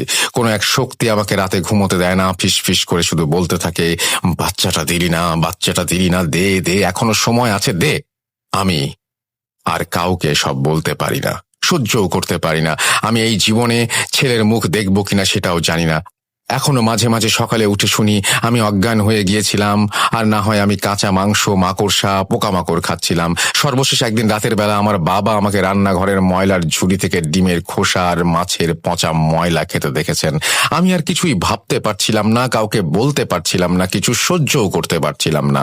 হুজুর যে 1 বছরের সময় দিয়েছিলেন সেখান থেকে 5 মাসের ওপরে বাকি। চাই না এই 5 মাসের মাঝে কি হবে, 5 মাস পরেই বা কি হবে আমার ছেলের সাথে, আমার পরিবারের সাথে। আমি আর এসব এখন একেবারেই মানতে পারছি না, সইতে পারছি না। সেজন্য আমি এখন আমার মৃত্যু কামনা করি আল্লাহর কাছে। আত্মহত্যা করা যদি পাপ না হতো এতদিন আমি সেটা করে ফেলতাম। যেহেতু পাপ, তাই নিজের মৃত্যু কামনা করা কোনো উপায় নেই। এই বলে অনামিকা আপু একটি দীর্ঘশ্বাস ফেলে আমার সুস্থতা কামনা করে ফোন রেখে দিতে গেলে আমি ওনাকে জিজ্ঞেস করি আমি ঘটনাটি ভূত.com-এ শেয়ার করতে পারবো কিনা। উনি শুরুতে মানা করলেও আমি ওনাকে আশ্বস্ত করি যে ওনার আর ওনার পরিবারের সকলের নাম, বাসস্থান, পারিবারিক ইনফরমেশনগুলো আমি উল্লেখ করব না। আমার এই কথা শুনে উনি আমাকে ঘটনাটি শেয়ার করার অনুমতি দেন, আর সবার কাছে দোয়া চেয়ে উনি ফোনটি কেটে দেন। ফোন কেটে আমি ভাবতে থাকি যে আসলেই কোনো ভৌতিক সমস্যা এটি নাকি মানসিক সমস্যা। ভাবতে ভাবতে এও ভাবি যে ভৌতিক বা মানসিক যাই হোক না কেন সমস্যা, কোনোটাই তো প্রমাণ হয়নি, তাহলে ওনার সাথে হচ্ছেটা কি? ভাবতে ভাবতে আমি নিজেই স্নায়বিক চাপে পড়ে যাই। এরপর আমি আর কিছুই ভাবতে পারিনি। ভাবনা শক্তির বাইরের জিনিস মানুষ এখনো ভাবতে পারে না, তাই হয়তো আমি ভাবতে পারিনি। আর আমার লিসনারদের কাছে একটা প্রশ্ন রেখেই আজকে আমি বিদায় নিতে চাই। প্রশ্নটা হচ্ছে, ওনার সাথে যা ঘটে চলেছে আসলে সেটা কি? কোনো মানসিক সমস্যা নাকি কোনো অপ্রাকৃত কিছু? কেউ জানলে অবশ্যই জানাবেন। সবাইকে ধন্যবাদ এত সময় নিয়ে এত বড় ঘটনাটি ধৈর্য সহকারে শোনার জন্য। আর ধন্যবাদ রাসেল ভাই কষ্ট করে ঘটনাটি পড়ার জন্য। কতটুকু ভয়ের ছিল ঘটনাটি জানি না, তবে আনকমন লাগায় শেয়ার করলাম। সকলের কাছে আমার একটাই অনুরোধ যে আমার লেখার অনিচ্ছাকৃত ভুল ত্রুটিগুলো ক্ষমা সুন্দর দৃষ্টিতে দেখবেন। সকলের সুস্থতা কামনা করে আমি সাবিত ময়মনসিং থেকে বিদায় নিচ্ছি। আসসালামু আলাইকুম। এরপরে তিনি তার ফোন নাম্বার শেয়ার করছেন। একটা বিউটিফুল স্টোরি, এবং আশা করছি এই স্টোরিটা আপনাদেরও ভালো লেগেছে। যদি ভালো লাগে তাহলে আমিও খুব খুশি হব। আশা করছি যে আপনারাও এরকম ঘটনা পাঠাবেন। আমরা প্রচুর অডিও ক্লিপ চাই, প্রচুর ঘটনা চাই। স্পেশালি আমরা আবারও অডিও ক্লিপ আরো বেশি বেশি করে আহ্বান করছি আপনাদের কাছে সামনে, যেহেতু এই মুহূর্তে আমাদের একটা প্রোগ্রাম রয়েছে, সেটি হচ্ছে হ্যালোইন, এবং হ্যালোইন সম্পর্কে আপনারা সবাই জানেন। হ্যালোইন স্পেশাল একটা এপিসোড করতে চাই এবং সেই সাথে আপনাদের ইমেইলও চাই। দুটোই চাই আমি অনেক বেশি বেশি, যাতে একটা চমৎকার হ্যালোইনের শো করতে পারি। আপনারা বেশি বেশি করে ঘটনা পাঠান। আমাদের অ্যাড্রেস হচ্ছে russell.booth.com@gmail.com। আপনাদের ঘটনার অপেক্ষায় থাকলাম। চলে যাচ্ছি পরের স্টোরিতে।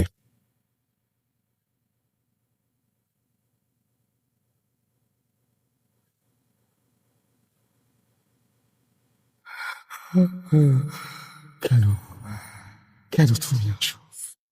আমি শুধু তোমার সাথেই থাকতে চাই। তুমি তুমি চলে যাও, চলে যাও, প্লিজ চলে যাও, চলে যাও। .com with Russell।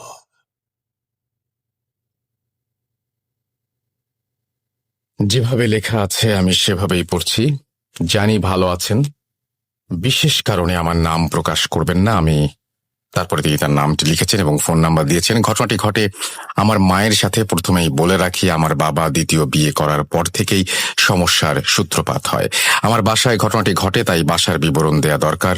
বাসাটি ছিল রেল প্যাটার্ন টিনের বাসা এবং উত্তর দিকে ছিল গোসলখানা ও দক্ষিণ দিক ছিল বাথরুম। বারান্দা বিশিষ্ট বাসা ছিল। উত্তর দিকের 2টি রুমে আমার বাবা ও ছোট মা থাকতেন। দক্ষিণ দিকের 2টি রুমে আমি, আমার বড় বোন, মা ও বড় ভাই থাকতাম। সময় নষ্ট না করে ঘটনায় চলে যাই।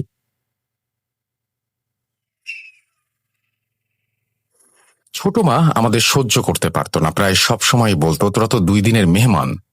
আমি এই কথার ভিত্তিতে আমার মায়ের সাথে অনেকবার ঝগড়াও করেছি। আমার বাবা যতদিন যায় কেমন যেন পরিবর্তিত হতে থাকে। আমাদের প্রতি মায়া মমতা দিন দিন কমে যায়। আমার ছোট মায়ের 2 রুমে আমাদের কাউকে কখনো ঢুকতে দিত না। কেন সেটা আমি জানি না। একদিন শুক্রবার সন্ধ্যার পর আমার বাবা তখন বাসায় ছিল না। ছোট মায়ের রুম থেকে কাগজ পোড়ার গন্ধ আসছে। আমাকে আমার মা বলল, দেখতো ওই রুমে আগুন লাগলো কিনা। যে দেমাগ রুমে ঢুকতেই দেয় না। আমি দেখার জন্য রুমের সামনে গেলাম। রুমে গিয়ে দেখি যে দরজা লাগানো, আর গন্ধে কেমন যেন একটা অদ্ভুত অনুভব হচ্ছে। আমি দরজার ছোট ফুটো দিয়ে দেখি ছোট মা চুলগুলো ছড়িয়ে মেঝেতে পাটি পেতে বসে নিচু হয়ে কি যেন বিড়বিড় করছে। অতটা স্পষ্ট দেখাও যাচ্ছে না। আমি আমার বোনকে গিয়ে বিষয়টা খুলে বললাম। আমার বড় বোন আমি ছোট মায়ের রুমে উত্তর দিকে জানালায় ফুটো দিয়ে দেখতে লাগলাম। ফুটোতে চোখ দিয়ে যা দেখলাম, ছোট মা নিজের হাতে ছুরি দিয়ে কেটে একটি লাল কাগজের উপরে ফেলছে। এরপর ছোট মা মাথা উঁচু করে ওপরে তাকিয়ে নিচে কাগজে কি যেন লিখছে। 4 থেকে 5 মিনিট পর ছোট মা একটি কাপড়ে কাগজটা মুড়িয়ে নিল। রুমে ডিম লাইট জ্বালানো ছিল আর জানালার ফাঁকটা ছিল, তাই সবকিছু স্পষ্ট দেখা যাচ্ছিল। এরপর ছোট মা কাপড়টি একটি লাঠির মতো করে পেঁচিয়ে বোতল থেকে তেল বা পানি পড়া জাতীয় কিছু একটা ঢেলে কাপড়ে পেঁচানো লম্বা লাঠির ওপর ভিজিয়ে নিল। এরপর গ্যাস লাইট দিয়ে আগুন জ্বালিয়ে দিল। কি অদ্ভুত কাজকর্ম! ইতোমধ্যে আমার মা জোরে চিৎকার করে উঠল। আমি আমার বড় বোন দৌড়ে রুমে গিয়ে দেখি, যেটা একজন সন্তানের পক্ষে খুবই কষ্টকর ছিল। আমার মা বিছানার চাদর পেঁচিয়ে এমন ভাবে ছটফট করছে যেন একটি মুরগিকে জবাই করে ছেড়ে দেওয়া হয়েছে, সে ছটফট করছে। আমার বোন আমাকে বলল, ভাইয়াকে ডেকে নিয়ে আয়, ওই আনোয়ারের দোকানে আছে হয়তো। আমি আমার সবটুকু শক্তি দিয়ে দৌড়ে আনোয়ারের দোকানে গেলাম, দেখি ভাইয়াকে পাওয়া যায় কিনা। আমি ভাইয়াকে পেয়ে ভাইয়াকে বলি, ভাইয়া মা। ভাইয়া বলল, চল চল চল বাসায় চল। বাসায় গিয়ে দেখি আমার বোন দরজার সামনে পড়ে আছে, মাথা দিয়ে রক্ত বের হচ্ছে। মায়ের গায়ে পেঁচানো চাদরটি খোলা মাটিতে পড়ে আছে। আমার মা রুমে নেই। ভাইয়া বলল, এ কি অবস্থা, মা কোথায়? আমি বললাম, মা তো বিছানাতেই ছিল ভাইয়া। ভাইয়া তাড়াতাড়ি করে আপাকে বিছানায় শুইয়ে দিয়ে আমাকে বলল পাশের রুম থেকে ছেঁড়া কাপড় নিয়ে আসতে। আমি ছেঁড়া কাপড় এনে ভাইয়াকে দিলাম। আপার মাথা বেঁধে দিল এবং বলল, তুই আপার পাশে বসে থাক, আমি মাকে খুঁজে নিয়ে আসি। আমি বললাম, ভাইয়া আমিও যাব, আমার খুব ভয় করছে। ভাইয়া নিরুপায় হয়ে পাশের রুমে ছোট মাকে ডাকতে যায়। ছোট মাকে 5-7 বার ডাকার পর ছোট মা উত্তর দেয়, আমার জ্বর আসছে, আমি এখন বাহির হব না। ভাইয়া রাগ হয়ে বলে, বাহির হতে হবে না, থাক। ভাইয়া বাসার পেছনে কল পাড়ে বাথরুমে মাকে খুঁজতে থাকে, কোথাও নেই। পাশের বাড়ির ময়নাকে ডেকে ভাইয়া আপার কাছে বসিয়ে রাখে। আমাকে নিয়ে বের হলো মাকে খুঁজতে। পাড়ার আরো 5 জনকে সাথে নিয়ে মাকে খুঁজতে লাগলাম। প্রায় ঘন্টাখানেক খোঁজার পর ময়না এসে বলছে, রাজা ভাইয়া আপনার বাবা বাসায় ডাকলো। আপনার মাকে খুঁজে পাওয়া গেছে। বাসায় গিয়ে বাবার কাছে জানতে পারলাম মা নাকি ছোট মায়ের ঘরেই ছিল। ভাইয়া রেগে গিয়ে বলল, আমি যখন আপনাকে ডাকলাম আপনি বললেন না কেন মা আপনার রুমে আছে? ছোট মা বলল, চোখ নামিয়ে কথা বলো, তুমি তোমার মাকে খুঁজছো, তুমি আমাকে জিজ্ঞাসা করেছো? আমার আপা দেখি বসে আছে বিছানার উপরে। আপাকে ভাইয়া জিজ্ঞাসা করলো, তোর মাথায় আঘাত পেলে কিভাবে? আপা উত্তরে বলল, মা হঠাৎ করে বিছানা থেকে উঠে আমাকে পানি খাবারের জগ দিয়ে মাথায় আঘাত করে, তারপর আর কিছু জানি না। বাবা যখন মায়ের উপরে রেগে গিয়ে হাত তুলছিল তখন আপা বলে ওঠে, বাবা, এখানে মায়ের কোনো দোষ নেই। তারপর ছোট মায়ের কার্যকলাপগুলো আমি ও আমার আপা সব বাবাকে খুলে বলি। বাবা বিশ্বাস করে না। আপা বলে উঠল, ছোট মা হাত কাটা আছে, দেখে নাও। ছোট মা 2 হাত দেখালো, কিন্তু কোনো হাতে কাটা ছিল না। তবে আমি আর আপা যেগুলো দেখলাম, এরপর ছোট মায়ের রুমে গিয়ে দেখতে চাইলাম, কিন্তু সেখানেও কিছু ছিল না। মাকে বললাম, মা তুমি ছোট মায়ের রুমে এতক্ষণ কি করছিলে? মা নিস্তব্ধ হয়ে রইল, মা যেন দাঁড়িয়ে দাঁড়িয়ে ঘুমাচ্ছে। বাবা এই বিষয়গুলো মেনে নিতে না পেরে আমার মাকে অনেক মারধর করে। ভাইয়া আটকাতে গেলে ভাইয়াকেও মারধর করে। পরিশেষে বাবা আমাদের 3 ভাই বোন ও মাকে বাড়ি থেকে বের করে দেয়। আমি অনেক অবাক হয়েছিলাম, বাবা এতটা নিষ্ঠুর হতে পারে কিভাবে। ভাইয়া তখন ইন্টার ফার্স্ট ইয়ারে পড়ে। আমরা সবাই আমাদের কাপড় গুছিয়ে নিয়ে সেই রাতেই বাসা ছেড়ে দেই। এরপর আমরা আমাদের নানা বাড়িতে উঠি। নানা মায়ের চিকিৎসা করার জন্য সোনাতলা গ্রাম থেকে একজন বিজ্ঞ কবিরাজ ডেকে নিয়ে আসে। কবিরাজ মাকে দেখে বললেন, সেই রাতে যদি তোমার মা ওই বাড়িতে থাকতো তাহলে তোমার মাকে আর বাঁচানো সম্ভব হতো না। মাকে নাকি ভয়ঙ্কর রকমের কালো জাদু করা হয়েছে। দীর্ঘ 2 মাস পর মা সম্পূর্ণ সুস্থ হয়। এরপর ভয়ঙ্করভাবে আমাদের সাথে ঘটনা ঘটে। উপরোক্ত ঘটনা ভালো লাগলে আমি আমার মায়ের সাথে ঘটে যাওয়া সেই ভয়ঙ্কর ঘটনা শেয়ার করব। প্রথমবার লিখছি, যদি লেখায় কোনো ভুল ভ্রান্তি হয়ে থাকে ক্ষমা সুন্দর দৃষ্টিতে দেখবেন। এবং এই বলেই তিনি তার ঘটনা শেষ করেছেন। আশা করছি এই ঘটনাটি আপনাদের ভালো লেগেছে। যদি ভালো লাগে অবশ্যই আমাদের জানাবেন, যদি ভালো না লাগে তাও আমাদের জানাবেন। আমরা চলে যাব আমাদের পরবর্তী ঘটনায়।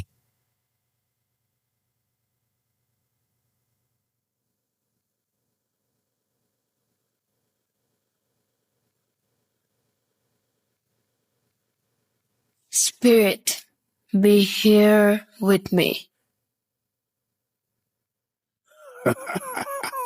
কে কে তুমি? Boot.com. The fear returns with Russell.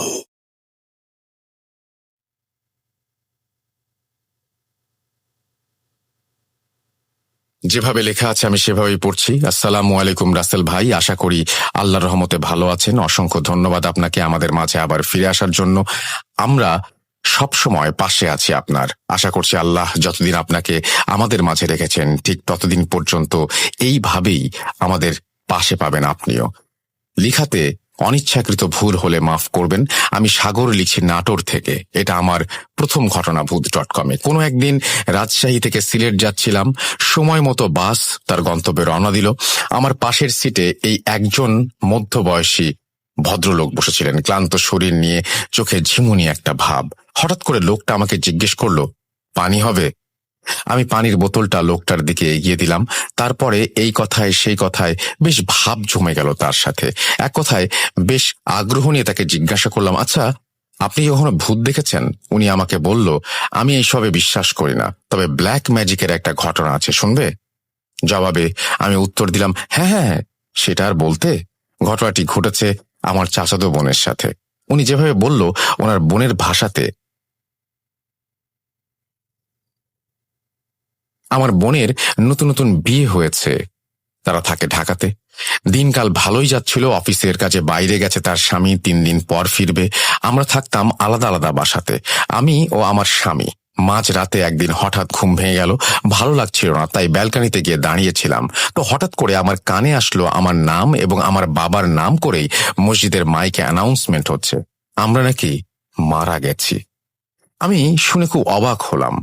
আমি তার পরের দিন আমার স্বামীকে ফোন করে এই কথাটা জানাই এবং সে আমাকে বলল, আরে তুমি এত চিন্তা করছো কেন, হয়তো কারোর হবে, মানুষের নামের সাথে পিতার নামের সাথে মিল থাকে না। আমি আমার স্বামীর কথা শুনে মনটাকে শান্ত করলাম। ঠিক তার পরের দিন হঠাৎ মাঝরাতে ঘুম ভেঙে গেছে। আমি শুয়ে আছি বিছানাতে, আবারও আমার কানের কাছে ঠিক এই একই রকমের অ্যানাউন্সমেন্ট। ও, আমার নাম শিউলি, তবে একদিন এমন হতে পারে, তাই বলে দ্বিতীয় দিনও মসজিদ থেকে এমন অ্যানাউন্সমেন্ট করা হবে? কারণটা কি আমি বুঝতে পারছি না। এইভাবে পরপর 5 দিন অ্যানাউন্সমেন্টটা আমি শুনতে পাই।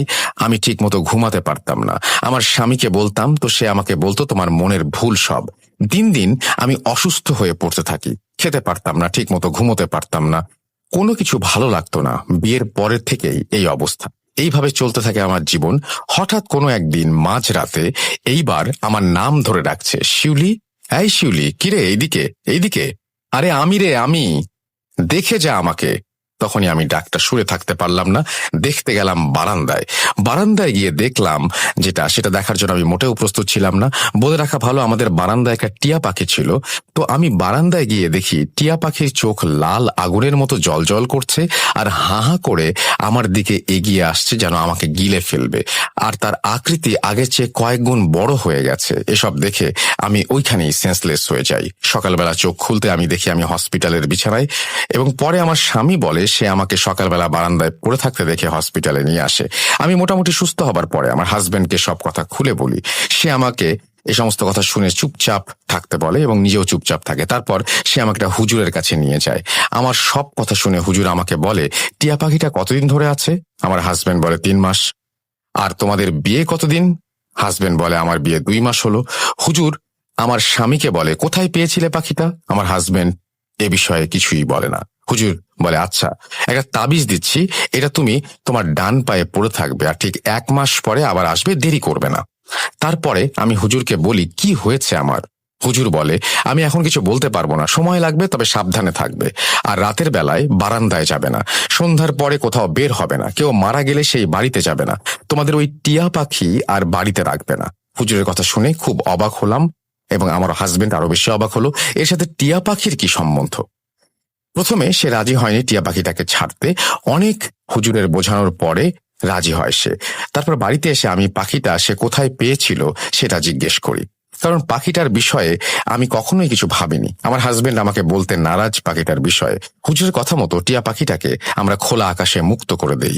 তবে কেন জানি না পাখিটা কিছুতেই যেতে চাচ্ছিল না। পরে আমার হাজবেন্ড বলে, এতদিন আছে, হয়তো পোষ মেনে গেছে, তাই হয়তো আমাদের ছেড়ে যেতে চাচ্ছে না, তাই আমরা আবার খাঁচাতে ভরে রাখি। হুজুরের নিয়ম মতো আর কথা মতো সবকিছুই চলছিল, মেনেও চলছিলাম সব। তবুও সবকিছু ঠিক হয়েও যেন ঠিক ছিল না। কিছু না কিছু যেন লেগেই রয়েছে। কোনো কোনো রাতে কেউ হাঁটছে, কেউ কাঁদছে। এইসব কিছুর মাঝে হঠাৎ একদিন রাতে আবারও ঘুম ভাঙে আমার। ফোঁটা ফোঁটা টপ টপ করে কি যেন পড়ছে মুখের ওপরে। আমি ভালোভাবে তাকিয়ে দেখি আমার লাশ ঝুলছে ফ্যানে, তার সাথে আমার মুখ দিয়ে রক্ত পড়ছে, আর দূরে কাফনের কাপড় পরে আমার হাজবেন্ড আমার দিকে টিয়া পাখিটা হাতে নিয়ে বসে একটা হাসি দিচ্ছে। এটা দেখে আমি অনেক ভয় পেয়ে যাই, চিৎকার দিয়ে উঠি, ও মা গো করে। সাথে সাথে আমার হাজবেন্ড ঘরের লাইট জ্বালায়। তারপরে আমরা দেখি বিছানাতে রক্ত পড়ে আছে ফোঁটা ফোঁটা। এবার আমার হাজবেন্ড ভয় পায় এবং পুরোপুরি বিশ্বাস করে আমার কথা, নয়তো সে এতদিন সবকিছুই আমার মনের ভুল ভাবত। পরে আমার হাজবেন্ড বলে কি হয়েছে, তাকে আমি সব খুলে বলি। তারপর আমরা আবার পরের দিন দুপুরবেলা হুজুরের জায়গায় যাই এবং হুজুরকে সবকিছু খুলে বলি। হুজুর আমাদের কথা শুনে আমাদেরকে ধমক দিয়ে বলে ওঠে, বলেছিলাম না টিয়া পাখিটা বাড়িতে রাখবে না। তখন আমি বলি, কি হবে ওই পাখিটা থাকলে? কি সমস্যা বলুন আপনি। আমার হাজবেন্ডকে আবারও জিজ্ঞাসা করে, হুজুর কোথা থেকে পাখিটা পেয়েছিলে? আমার হাজবেন্ড কিছু বলে না এবারও। তারপরে হুজুর বলল, ঠিক আছে, এবার আমি ভাবছি ওই পাখিটা উপহার হিসেবে দিয়েছিল তোমার স্বামীকে তার প্রাক্তন প্রেমিকা। তাদের মধ্যে অনেক গভীর ভালোবাসা ছিল, তবে একটা সময় গিয়ে কোনো একটা বিষয় নিয়ে তাদের মধ্যে মতপার্থক্য হয় বা সম্পর্ক খারাপ হয়ে যায়, তাদের মধ্যে সব যোগাযোগ বন্ধ হয়ে যায়। তারপরে যখন তোমার স্বামীর প্রাক্তন প্রেমিকা জানতে পারে সে বিয়ে করতে চলেছে, তখন সে তোমার স্বামীর সাথে বন্ধু হিসেবে সম্পর্ক রাখতে চায়। তোমার স্বামীর সেই প্রাক্তন প্রেমিকাই উপহার দিয়েছিল সেই পাখিটা, যাতে করে তার প্রেমিকার বউ হয়ে যে আসবে সে কখনোই সুখী হতে না পারে এবং ধীরে ধীরে যেন মারা যায়। আর তুমি মারা গেলে তার চিন্তা ভাবনা ছিল তোমার স্বামীকে আবার ফিরে পাওয়ার। তখন আমার স্বামী বলে ওঠে, কিন্তু আপনি এত সবকিছু জানলেন কিভাবে? হুজুর বলল, আমার জিনদের মাধ্যমে। হুজুর এও বলে ওইটা একটা অশুভ পাখি, আর ওই পাখিটাতে ব্ল্যাক ম্যাজিক করা আছে, যেটা কখনোই তোমাকে মা হতে দেবে না, সুস্থ এবং তোমাদের সুখে থাকতে দেবে না। তোমাদের হাতে আর বেশি দিন সময় নেই, যা করার এখনই করো। জলদি বাড়িতে যাও, গিয়ে দেখো তোমাদের বিছানার তলায় কিছু কুফরি করা কাগজ রয়েছে, পাখিটা আর সেই কাগজটা নিয়ে আসবে। তারপরে আমরা কাগজ এবং পাখিটা নিয়ে আসি, আর হুজুর পাখিটা কাগজ সহ আগুনে পুড়িয়ে ফেলে।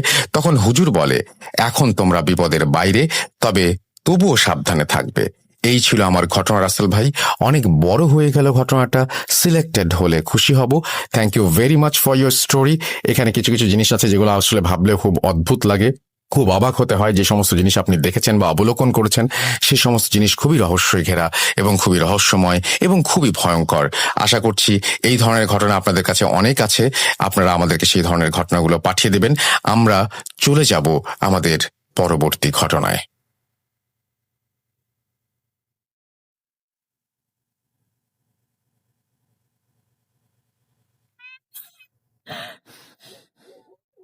আজ আবার শুনতে পাচ্ছেন শব্দটা? ভয়ের আরেক নাম ভূত.com with Russell. যেভাবে লেখা আছে আমি সেভাবেই পড়ছি।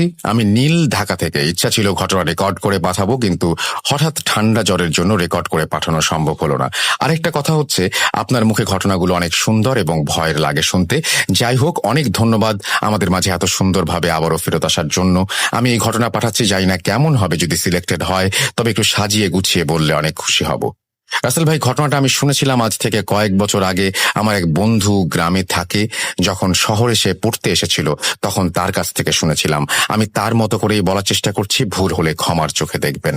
এই ঘটনাটা সেই সময়ের যখন আমি ক্লাস 5-এ পড়তাম। ঘটনাটি চলন বিলকে নিয়ে। অনেকে হয়তো চলন বিল চেনেন, আবার চেনেন না। এটা একটা বিশাল বিল যেটা সিরাজগঞ্জের তারাস থেকে শুরু করে পুরো নাটোর জেলা জুড়ে বিস্তৃত। আর এখানে বছরের বর্ষা মৌসুমে পানিতে থই থই করে, আর যখন খরা মৌসুমে পানি শুকিয়ে যায় তখন প্রচুর ধান হয়। যেহেতু আমাদের এখানে সবার মূল চালিকা শক্তি এখান থেকে আসে, তাই ঘটনায় উল্লেখিত নামগুলো আর জায়গার নামগুলো আমি গোপন রাখছি। ঘটনা শুরু হয় বর্ষার পানি শুকিয়ে যায় যখন, তখন। সবাই প্রথম দিকে জমিতে আইল ঠিক করে পানি সেচ করতে শুরু করে, জমি চাষ করে পাওয়ার টিলার দিয়ে। ঘটনা যার সাথে ঘটে সে ছিল একজন রাখাল। সে আরেকজনের মানে গেরস্তের হয়ে জমি চাষ করত।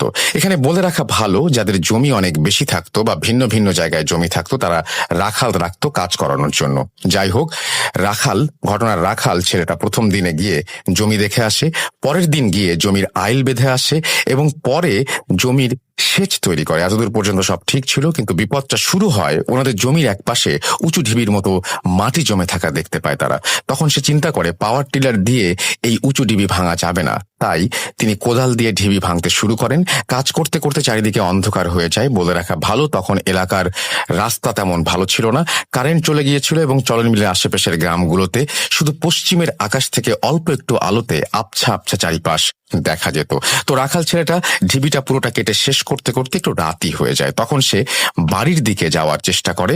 বিলের ভেতরেই একটা জায়গা, একটু খালের মতো নদী আছে, সেই নদী পাড়ি দিয়েই সে হেঁটে হেঁটে বাড়ির দিকে আসছিল। হঠাৎ দেখে সামনে বড় লম্বা একটা পাঞ্জাবি পরা হুজুর টাইপের মানুষ হেঁটে আসছে। সে দেখা মাত্রই হুজুর টাইপের মানুষটাকে লম্বা করে একটা সালাম দেয়, তারপর পাশ কাটিয়ে যায়। পাশ কাটিয়ে যাওয়ার সময় অনেক সুন্দর একটা ঘ্রাণ এসে তার নাকে লাগে। তখন সে চিন্তা করে, বাহ, হুজুরের আতরের ঘ্রাণটা তো অনেক সুন্দর। এই বলে সে আবার পেছনে তাকায় দেখার জন্য, কিন্তু আশ্চর্যের বিষয় যে পিছনে সে কাউকে দেখতে পায় না। সেভাবে হয়তো অন্ধকার, তাই বোঝা যাচ্ছে না। এই ভেবে সে বাড়ির দিকে হাঁটা দেয়। বাড়িতে যাবার পর সে খাওয়া দাওয়া শেষ করে তাড়াতাড়ি ঘুমিয়ে পড়ে, কারণ ফজরের আজান দেওয়ার আগেই তাকে জমিতে পানি সেচ করতে হবে। সে এই ভেবে ঘুমিয়ে পড়ে। ঘুমের মধ্যে সে স্বপ্ন দেখে সেই বিলের ধারের রাস্তায় ওই হুজুরটাই হেঁটে যাচ্ছে। সে স্বপ্নের মধ্যে তাকে সালাম দিতে যাবে, ঠিক এই সময় হুজুরটা বলে ওঠে, তোর সালামের জন্যই তুই বেঁচে গেলি। তার ঘুম ভেঙে যায়। সে এই কথাটা তার মাকে জানায়। তার মা তাকে বলে এটা একটা খারাপ স্বপ্ন, ঘুমিয়ে পড়তে বলে আবারও। সে ঘুমিয়ে পড়ে এবং ভোরে ঘুম থেকে উঠে কাজে চলে যায়। তারপরে কিছু জানা যায়নি। অনেক রাত হয়ে গেছে, কিন্তু রাখাল বাড়িতে আসছে না। এটা দেখে সবাই ভয় পায়। সবাই তখন তাকে খুঁজতে বের হয়। খুঁজতে খুঁজতে সেই জমির কাছে গিয়ে দেখে রাখালের শরীর বাহিরেই আছে, কিন্তু তার মাথা মাটিতে ঢুকে আছে। সবাই অবাক হয়ে যায়, এটি কি ধরনের মারা যাওয়া? আর কেই বা মারলো এত নির্মম ভাবে? একটা রাখালের সাথে কার এত শত্রুতা থাকতে পারে? তবে ঘটনা এখনো শেষ হয়নি। তার কিছুদিন পর নতুন একটা রাখালকে রাখা হয় এবং চাষ করতে যেতে বলা হয়। সে যখন রাতে পানি সেচ দিতে যায়, দেখে রাস্তার পাশে অর্থাৎ আশেপাশে একটু দূরেই বিড়াল কুকুর টাইপের কিছু একটা রাস্তা থেকে দূরে বসে গোঙানি টাইপের শব্দ করছে। সে এইগুলো দেখে অনেক ভয় পায় এবং বাড়ি চলে আসে। তারপর কাজ ছেড়ে দিয়ে নিজের বাড়িতে চলে যায়। এভাবেই কয়েকদিন যাওয়ার পর সবকিছু স্বাভাবিক হয়। কিন্তু হঠাৎ একদিন খবর আসে বিলের আরেক পাশের কৃষক ধান রোপণ করছিল, এমন অবস্থাতেই সে মারা পড়ে গেছে। তার লাশ দেখে এমন মনে হচ্ছে যেন কেউ তার ঘাড় টিপে পেছন থেকে চাপ দিয়ে মাটিতে পুঁতে ফেলেছে। এমন প্রতিদিন দুই একটা করে মানুষ মারা যেতে থাকে এবং সেই ঘটনা শুরু হতে থাকে চলন বিলের চারিদিক থেকে। আমার মনে আছে আমার বাবা কাকু ওনারাও চাষাবাদ করতো চলন বিলে। আমার আম্মু আব্বুকে রাত্রে পানি সেচ করতে যেতে নিষেধ করতো। আরেকটা সমস্যা হলো রাত্রে ছাড়া খুব একটা ভালো পানি উঠতো না সেচ মেশিনে। দিনের বেলায় সেচ মেশিন রোদে অনেক গরম হয়ে যেত, আর এই জন্য রাত্রেবেলায় সেচ দেওয়ার প্রয়োজন পড়তো।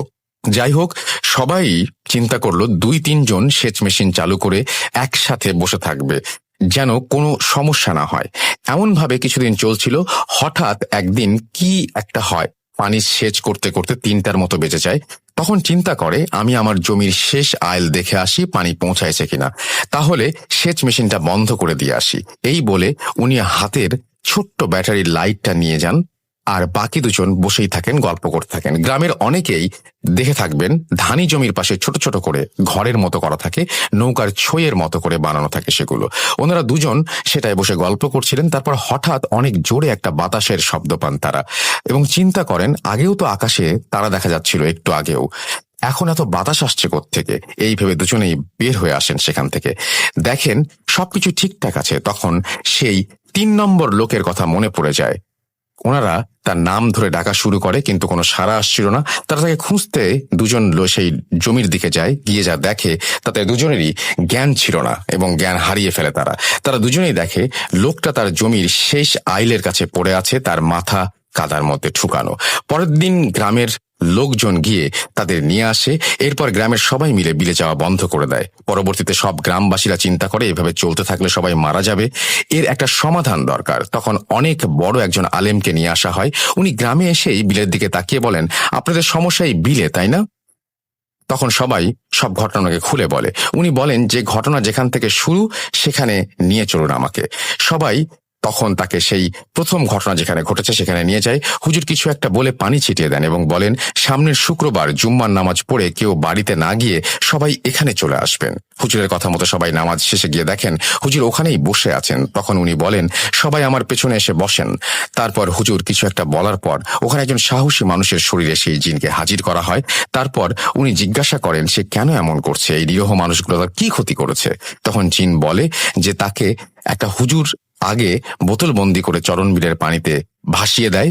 সেই বোতলটা পানিতে ভাসতে ভাসতে এই ঢিবিতে সে আটকে গিয়েছিল, কিন্তু সেই রাখালটা কোদাল দিয়ে মাটি কাটার সময় ভুল করে সেই বোতলটা ভেঙে ফেলে, আর তারপর থেকে সে মুক্ত এবং এসব তাণ্ডব চালাচ্ছে। তখন সবাই প্রথম রাখালের কথা জিজ্ঞেস করে। তখন জিনটা বলে ওই রাখাল আমাকে প্রথম দিন সালাম দিয়ে বেঁচে গিয়েছিল। পরের দিন যখন আসছে আমি তখন প্রথমেই বড় একটা কুকুরের রূপ ধারণ করে তাকে ভয় দেখিয়েছি, কিন্তু সে সেটাকে তোয়াক্কা না করে সামনে দিয়ে চলে গেছে। সেই রাগেই আমি ওকে মেরে ফেলেছি। এরপর একের পর এক মানুষ মারতে শুরু করেছি আর সবাইকে ভয় দেখাচ্ছি। তখন হুজুর বলে এটা একটা কর্মক্ষেত্র, এখানে চাষ না করলে এরা না খেয়ে মরবে, তোমাকে এটা ছেড়ে যেতেই হবে। প্রথমে জিনটা যেতে রাজি হয় না, তারপর অনেক বুঝানোর পরে সে চলে যেতে রাজি হয়। কিন্তু সে বলে আমাকে 1 মণ চাল এবং একটা খাসি এক দামে, কোনো দামাদামি না করে সেই ঢিবিতে রান্না করে গ্রামবাসীর মধ্যে খয়রাতি বিলিয়ে দিতে হবে, তাহলে সে চলে যাবে। এরপর হুজুর বলে তুমি যে যাবে এটার গ্যারেন্টি কি? তখন জিনটি বলে আপনি নিজেই আমাকে যেখানে ইচ্ছে রেখে দিয়েন। তখন হুজুর সেই জিনটিকে নিজের সাথে বোতলে করে নিয়ে যাওয়ার প্রস্তাব দেন, সেও রাজি হয়ে যায়। তারপর শুক্রবারই তার কথা মতো সবকিছু হয়। তারপর থেকে ইনশাল্লাহ কোনো সমস্যা হয়নি। এই ছিল আমার ঘটনা। আমার পরিবারের জন্য দোয়া করবেন। আমরা সবাই অনেক অসুস্থ। ঘটনাটা অনেক আগেই পেয়েছিলাম, কিন্তু করোনা ও ভর্তির চাপে লেখার টাইম হয়ে ওঠেনি। ঘটনা ভালো লাগলে পড়ে শোনাবেন, আর যদি কখনো ফ্রি থাকি তাহলে ঘটনা পাঠাবো ইনশাল্লাহ। প্রথমবার লিখলাম, ভুল হলে ক্ষমা সুন্দর দৃষ্টিতে দেখবেন। এই ছিল ঘটনা, এবং এই সাধারণ ঘটনাগুলো সাধারণ মানুষের মুখে থেকে যে সমস্ত ঘটনা উঠে আসে সেই ঘটনাগুলো এমনই হয়। সেগুলোতে থাকে না কোনো বাহারি নাম, সেগুলো থাকে না কোনো বাহারি চরিত্র, কিন্তু এই ঘটনাগুলো যদি আপনি মনের জায়গা থেকে চিন্তা করেন, যদি চোখ বন্ধ করে দেখার চেষ্টা করেন, তাহলে বুঝতে পারবেন যে তাদেরও একটা স্ট্রাগল রয়েছে সেইখানে। আমরা অনেক ধরনের ঘটনা কিন্তু প্রচার করেছি, জুজু, তারপরে একটু আগে কয়েকদিন আগে আমরা উল্টোকরণ সম্পর্কে জিনিস শুনলাম, কিন্তু কিছু কিছু যে সমস্ত ঘটনা একদম সাধারণ মানুষের কাছ থেকে উঠে আসা, সেই সমস্ত ঘটনা, একই রকম ঘটনা কিন্তু অনেকের সাথে দিনের পর দিন ঘটছে, এবং সেগুলো খুবই ভয়ঙ্কর। আপনারা যদি একবার তার জায়গায় যে চিন্তা করেন তাহলে বুঝতে পারবেন কতটা ভয়ঙ্কর সময় তাদের কাটাতে হয়। আমরা আপনাদের ঘটনার অপেক্ষায়। আমাদের ইমেল অ্যাড্রেস russell.booth.com@gmail.com। পাঠিয়ে দিন আপনার ঘটনা, অথবা www.facebook.com/russell.স্বাধীন। সেখানে গিয়েও আপনারা ইমেল অপশনে গিয়ে ইমেল করতে পারেন, বা ইনবক্সে লিখতে পারেন, আমাদেরকে ফিডব্যাক জানাতে পারেন আপনার। আমরা চলে যাব আমাদের পরবর্তী ঘটনায়।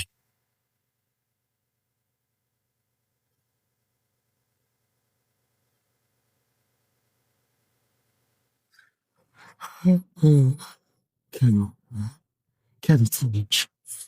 আমি শুধু তোমার সাথেই থাকতে চাই। তুমি চলে যাও, চলে যাও, প্লিজ চলে যাও, চলে যাও। .com with Russell. আসসালামু আলাইকুম রাসেল ভাই। জানতে চাইবো না যে আপনি কেমন আছেন, কারণ আপনি সবসময় ভালোর দলে থাকেন। সঙ্গত কারণে আমি আমার নাম বলছি না। আমার ভূত.com এর সাথে 2014 সাল থেকে আমার ভূত.com শোনা হয়। আমার ইচ্ছে ছিল স্টুডিওতে এসে ঘটনাটি শেয়ার করার, বাট কোনো কারণবশত স্টুডিওতে আসা হলো না। তাই ঘটনাটি প্লে করলে আমি খুশি হব। চলে যাচ্ছে ঘটনায়। ঘটনাটি ঘটেছে আমার নানির সাথে। আমার নানি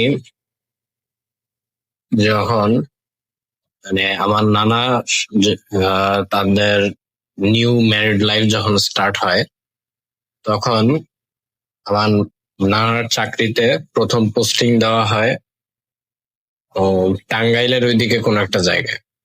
জায়গাটা খুবই ফাঁকা, জনমানবহীন একটি জায়গা ছিল। তো সেখানে একটি বিশাল বড় বাড়িতে তাদেরকে থাকতে দেয়। এখানে বলে রাখা ভালো যে আমার নানা একজন সরকারি কর্মকর্তা ছিলেন। তো ওনাকে কোয়ার্টার না দিয়ে ওই বাড়িটিতে থাকতে দেওয়া হয়েছিল।